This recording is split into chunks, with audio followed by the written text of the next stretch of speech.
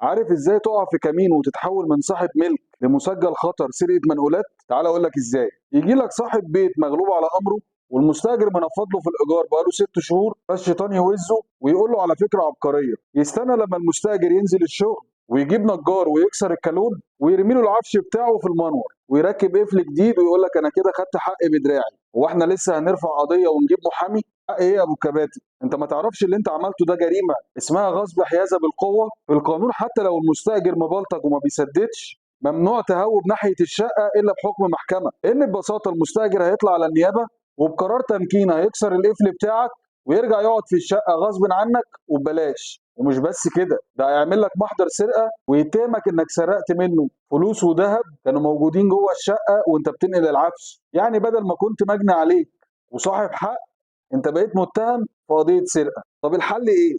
الحل انك ترفع قضيه طرد وتاخد عليه حكم وتنفذه وانت حاطط رجل على رجل. ولو عندك مستاجر ما بيدفعش او انتهى عقد الايجار بتاعه ومش عارف تتصرف، اعمل التوكيل وسيب الباقي عليا.